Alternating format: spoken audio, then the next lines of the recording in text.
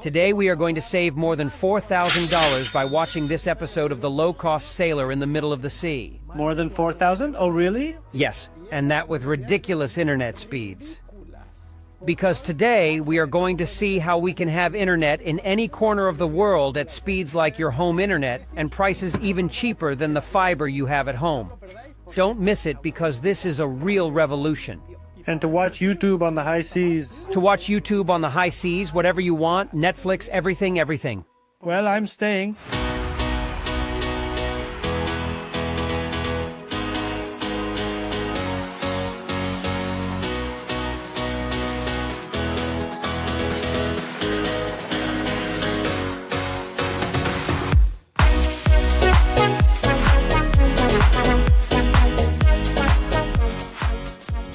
Greetings, sailors, and welcome to a new episode of The Low-Cost Sailor. In today's episode, we are going to talk about satellite internet, about how we can now have high-speed internet anywhere on the planet. With this I say, on a boat, in a motorhome, in the middle of the ocean, in your house in the mountains that is more lost than Heidi's, and all this at prices that until very recently we could not even imagine. It was very expensive, but today we are going to talk about Starlink, how it works, how it is installed, how much it costs. I can tell you that we are talking about $29 per month.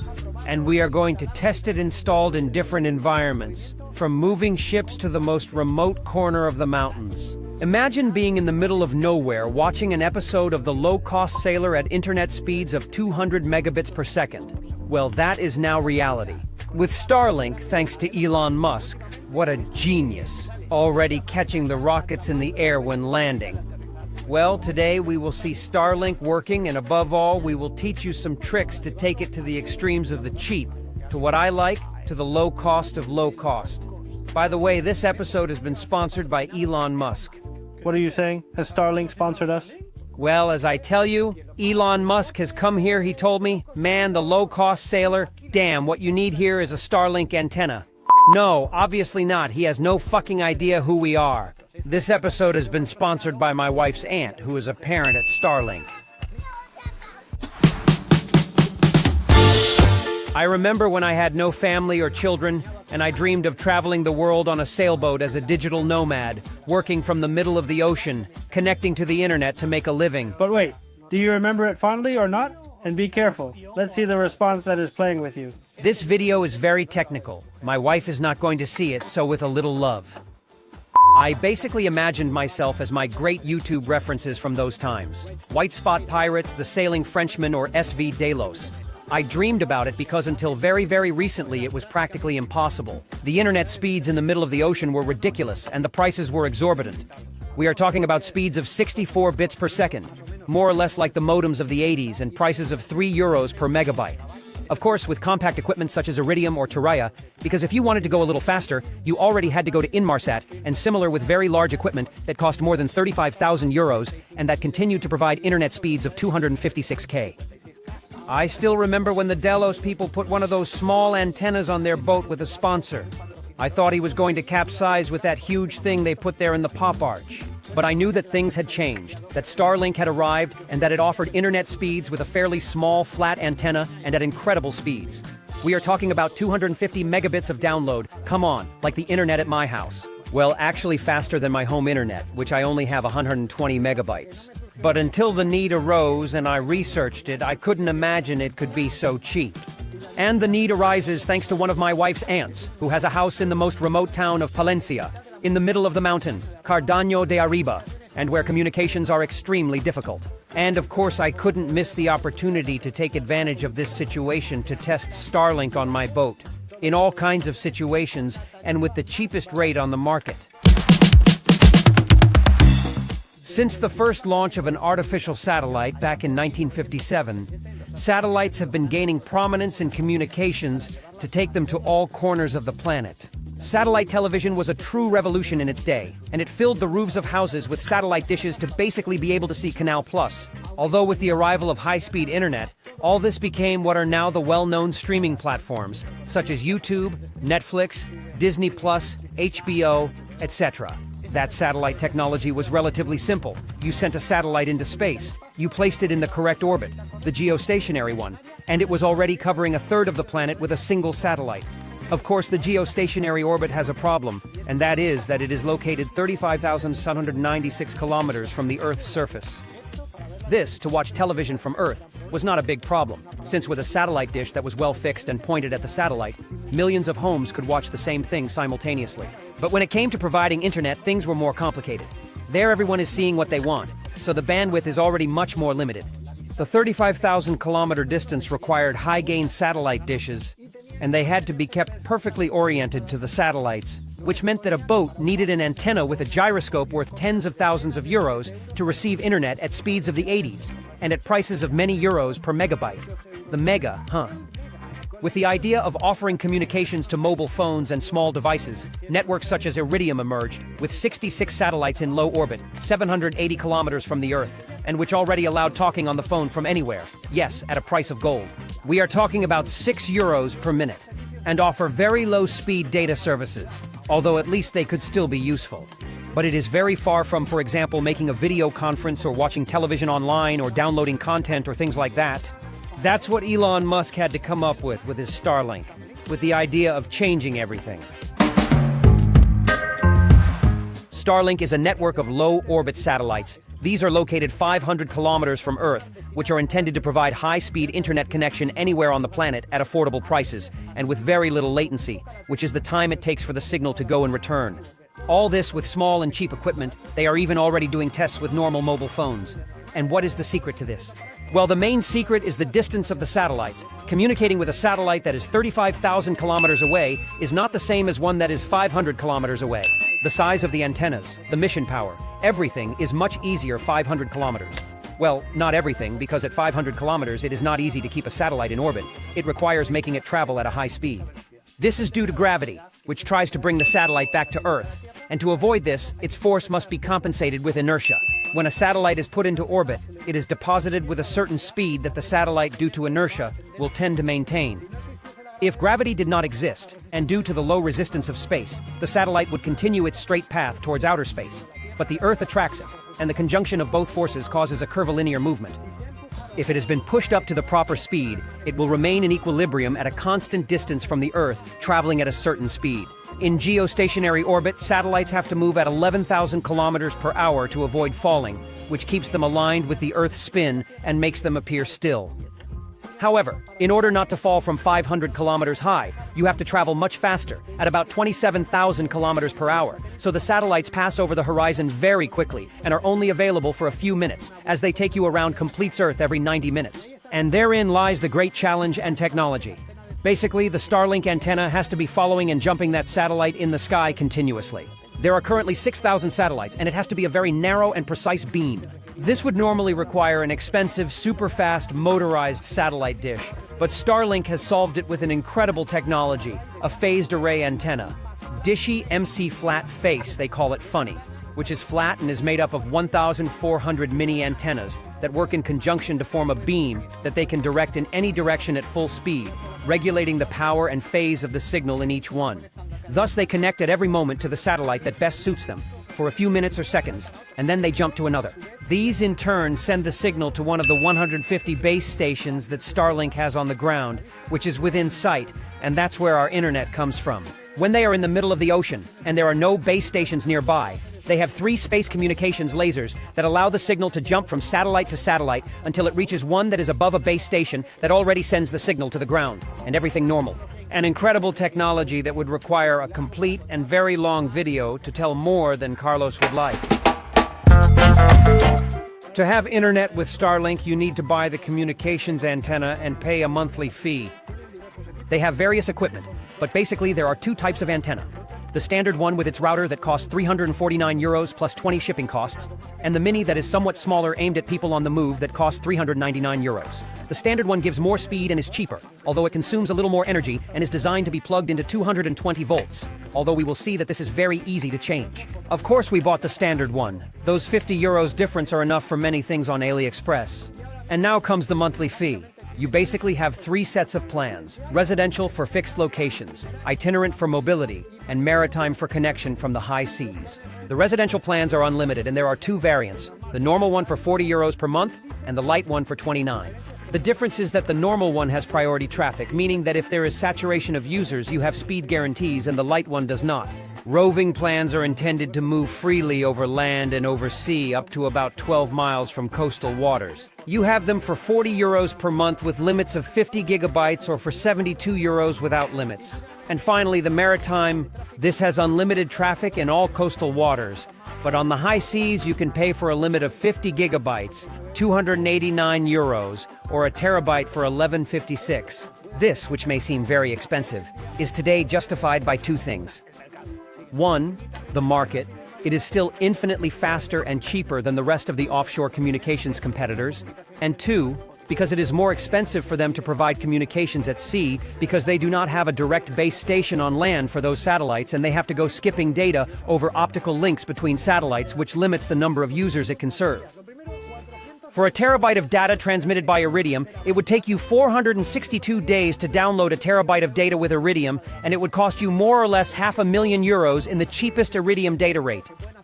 But in Starlink, only with the residential lite subscription you can do many things because although it requires a service address, which you can quickly change as many times as you want, it is designed to be used statically. We have been able to verify that you can move, you can use it on the move, and you can get a few miles away from your service point before having to change the service point. Additionally, you can activate and deactivate it for months, even upgrade to a more expensive plan at any time of the month, and they will charge you the pro-rated difference. A very flexible solution.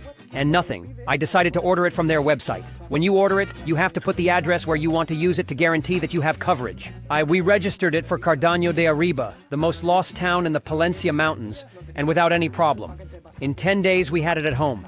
A fairly compact package that includes the antenna, the router, the 220-meter feeder, and 15 meters of UTP cable to connect the antenna and the router. To start it, you must download the Starlink application on your mobile. You have to do this with your mobile data, and from there you can start it even if you do not have mobile coverage. Plug the antenna into the router into the electricity, and place the antenna anywhere with its base that leaves it inclined at about 21 degrees. You start the application, it will ask you to connect to a Wi-Fi network called Starlink, and it will immediately detect the antenna and begin the activation process. It will take a while, about 5 minutes, and it will probably ask you to align the antenna in a specific direction. All this is shown to you very clearly on the screen. And as soon as you have the antenna well oriented, it will begin to connect to the satellites, and you will have your internet connection ready, hagapi, soryaki, sambedhai. Or almost because you might get the unexpected location notice like me, since my antenna was registered 200 kilometers from where I wanted to use it. But with the same application, I logged in with my user and was able to change the location to the current one. In less than 3 minutes after restarting it, it connected me, and I had the internet available in the new location. The first tests, and even just having it on the deck, left me impressed. I saw more than 137 megabytes of download and up to about 30 megabytes of upload, with a delay of only 37 milliseconds. Incredible. And there is when I made the video conference to tell you. All the kids from the office. Come on, let's go talk to David. Honestly, much better than the 4G connection on my pontoon that works like a bum, not to mention the Wi-Fi and the port that also fails like a shotgun at a fair. But hey, I wanted to take it further and try it in much more adverse circumstances. The first thing on the deck bothered me, and it seemed to me that its place was in the stern bow. There it was very easy for me to secure it with a strap and with it lay it completely flat, facing the sky. That is the best orientation if you are going to use it on the move. The app warned me that it wasn't tilted at the relevant 21 degrees, but it was still running at full speed. More video conferences, an interview with the people from El Viaje de Bohemia, where I connected with them who were also using Starlink and were in the United States. And many hours of Netflix proved to me that his behavior was great. And I already told you, I was using the lite plan without priority traffic, and even so, I never had less than 20 megabytes of download with the antenna placed flat and not aligned, and most of the time more than 100 megabytes. Incredible! And once it was proven that the lite residential plan in the port worked for me, let's see how far we can squeeze this. Basically, I wanted to check if it would somehow detect if I was using it while moving, if it would still work when moving, and especially how far from the registered address I could go without getting the unexpected location error and going into restricted mode. In other words, you are going to go there to the limit, living dangerously? How do you like it? Playing it so that it wouldn't work later when I took it to Lara's aunt. So I began to continuously record the operation of the connection and prepared to set sail for a nice walk through the Bay of Santander. On the move, it still worked perfectly. I was able to get away from the port, and moving at 6 knots. Everything was still running smoothly. They say the service runs up to 160 km/h. The connection speed was still great, regardless of whether I was turning the boat and therefore the antenna in all directions. It maintained the connection all the time and always had at least 10 megabits of speed in the tests. And little by little I reached Paradise, the Puntal, without any interruption of service, more than 2 nautical miles from my port, 4.5 kilometers more or less, from the registration location. And there, already in Paradise, I could only continue enjoying, working, and even watching an episode of The Low-Cost Sailor without problems. What's it like to see yourself? Isn't it strange? No, before my voice sounded very strange to me, but now my voice on TV seems normal to me. Yeah? Yeah, but what would be the limit? Well, the truth is that I would have gone further into sea, but time is a very scarce commodity in my life, so I decided to try it with the car. Back at the port, I got in the car and went to Liancres Beach, which is 12 kilometers from my port. It was still running smoothly, and I was also powering it with my portable power station. That is, you can take it anywhere, there, in the middle of a dune, wherever you want. It could also have been powered by the car or boat battery. In theory, if you look at the power supply, it indicates that it requires 57 volts and 3.42 amps. What a strange voltage. I think they only put it so that you won't find an equivalent source anywhere. But you can buy on AliExpress a 12-volt regulator at 56, not 57, of 3 amps, and by adding a standard connector, you can replace the router's power supply with an exact one. And you already have it working at 12 volts. I'm already telling you that it will work for you, because normally the router will also be consuming around 50 W of power. It will only get close to the nominal 165 W indicated if you turn on the snow defrosting function, which I don't think many of you will use on a boat. Given that it works at 12 kilometers, for me it already meets expectations with the cheapest plan. According to what they say, the size of the cells is about 24 kilometers, so you can perfectly go into the sea without having to change the residential plan. But come on, if not, then the Interiorante is super economical too, even if you only go to it in the summer months when you are going to do the crossings or whatever. Finally, I had to use it for the purpose I had bought it and take it to the most isolated town in Palencia, which is precisely my father-in-law's town. I already told you that up to that point he wasn't going to let me use it without changing the address of the service. But just before leaving home, I changed it with my cell phone because there is no coverage there, and I wanted everything to work well the first time. Cardaño de Arriba, in the middle of the Palencia mountain, the highest inhabited town in Palencia, 1,400 meters, and also the town where my father-in-law was born. The road already gives you a hint that you are going nowhere. In fact, the road ends right there. The census is 6 inhabitants, although throughout the year it is difficult for everyone to be there. A few houses nestled in a deep and narrow valley, surrounded by spectacular peaks of more than 2,500 meters. A paradise to enjoy the mountains or to isolate yourself, so much so that it does not even have coverage, and there aren't even landline lines. For the landline, you have to use some big satellite dishes with a service that fails a lot. My wife's aunt's house is there, and the idea is to change the satellite phone for an internet connection that will allow her to both communicate when she is there and watch television over the internet, which does not reach television anywhere another way. And above all, keep an eye on the house when she is not there, with some cameras and sensors, as you have seen in many of the episodes on this channel. This time we would do a fixed installation, reusing the mast of one of the old satellite dishes and an adapter for the antenna to mast that we bought on AliExpress. It looked like it was going to be a challenge, because Starlink requires a clear view of the sky, and there were mountains and huge trees nearby. But hey, just on the ground near the house, we saw that it worked. At least it gave 20 megabits, and it was the approximate orientation that he would ask us for, so we were already a little clear where we were going to install. When you leave it running for a few hours, it has a very interesting function that shows you the operating statistics and also the obstruction map, in case you have to look for a better location to improve its operation. We didn't need it. We look for a corner of the house where to put the support, we align it precisely following the app instructions, and we hold the cable correctly to introduce it inside the house. We have to lengthen it, but it is not a problem because it is a normal network cable, UTP, and so we added a few more meters and it worked. My children entertained with the drawings, me writing this script in the heat of the fireplace, and an internet connection that will be the envy of the entire town in the middle of the mountain. I have seen more than 250 megabytes, that's Starlink. Internet anywhere at an affordable price. You're not filming me like this, right? Oh, really? Don't even think about publishing it, huh? I love technology. I don't need to have satellite internet when my boat is very close to the coast. Well, I don't have the need relatively because I already told you that the internet works like the one at home, like a shot, like fiber, and I work a lot from the boat, and my wife's aunt also has it. If my wife's aunt has Starlink, how can I not have Starlink? That gap now? I see it that there. gap a little empty. It's just that space is designed. It fits perfectly. It's designed for Starlink. It is surprising that for 29 euros you can have a super simple and powerful connection. I don't know. It seems like a brutal technological leap to me. There is already internet anywhere on the planet, sailing, crossing the ocean. You could be watching our videos. Something breaks in the middle of the Atlantic. Search the low-cost sailor. It surely has a solution. I didn't think it was so cheap. You pay a lot more for fiber than that for sure. And more than double. With residential, apart from the fact that you can move it and it continues working. You can take it anywhere, change the address, 3 minutes, and 3 minutes later, you are in the new place. A wonder, a wonder. It's a shame that we don't earn a penny with this Starlink thing because there is no affiliation or anything. No one is sponsoring this video, and this is the most sincere opinion you will ever have. Thank you very much for your attention, navigators. I hope you liked today's episode. If so, please give us a like, subscribe to the channel. You have the bell to receive notifications. You can also follow our adventures on our social networks, such as Instagram, TikTok, Facebook. We are everywhere.